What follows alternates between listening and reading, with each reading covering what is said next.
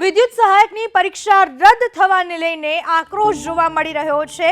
ઉમેદવારો બાદ હવે કોંગ્રેસ પણ આવ્યું મેદાને। વડોદરામાં કોંગ્રેસના નેતાઓ પહોંચ્યા જેટકોની ઓફિસ। સત્રમાં કોંગ્રેસના ધારાસભ્ય આ મુદ્દે વિરોધ કરશે એવું કહેવું છે નિશાંત રાવલનું। અને ન્યાય નહીં મળે ત્યાં સુધી કોંગ્રેસ ઉમેદવારોની સાથે રહેશે એવું પણ નિશાંત રાવલે કહ્યું છે। વિદ્યુત સહાયકની પરીક્ષા જે રદ કરવામાં આવી તેને લઈને ઉમેદવારોમાં તો આક્રોશ જોવા મળ્યો જ, પરંતુ સાથે સાથે કોંગ્રેસ પણ હવે મેદાને ઉતર્યું છે। કોંગ્રેસના નેતાઓ જેટકોની ઓફિસ પહોંચ્યા। પરીક્ષા રદ થવાને લઈને આક્રોશ વ્યક્ત કરવામાં આવ્યો। મોટી સંખ્યામાં અહીંયા યુવાનો ભેગા થયા છે।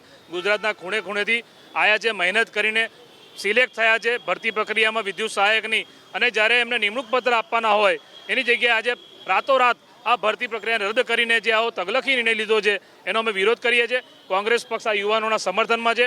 અમારા વિધાનસભા વિપક્ષના નેતા અમિત ચાવડા સાહેબ અને પ્રદેશ પ્રમુખ શક્તિસિંહ ગોહિલ સાહેબને પણ આ બાબતે ધ્યાન દોરીને રાજ્ય સરકારમાં રજૂઆત થાય અને વિધાનસભામાં પ્રશ્ન ઉઠાવવામાં આવશે એવું અમે એમને હૈયાધારણા પણ આપી છે। છેલ્લા 30 વર્ષમાં એક એવું પેપર નહીં હોય કે જે સમયસર એની એક્ઝામ લેવાઈ હોય, સમયસર એના કોલ લેટર મળ્યા હોય અને સમયસર એ યુવાનો ઓન બોર્ડ ઓન ટેબલ એમની પોતાની નોકરીના ટેબલ ઉપર બેઠા હોય। એટલે આના પરથી સાબિત થાય છે કે ગુજરાત એક રાજ્ય બની ગયું છે જ્યાં માત્ર ગુજરાત સરકાર બેરોજગારીને, ભારતીય જનતા પાર્ટી બેરોજગારીને બઢાવો આપી રહી છે। અમે કોંગ્રેસ તરફથી આ યુવાનોને અડીખમ એમને સાથ આપવા માટે આવ્યા છે અને યુવાનોની લડત મજબૂત રીતે અમે લડીશું। વિધાનસભાથી લઈને સંસદ સુધી આની ગેરંટી આપવા આવ્યા છે।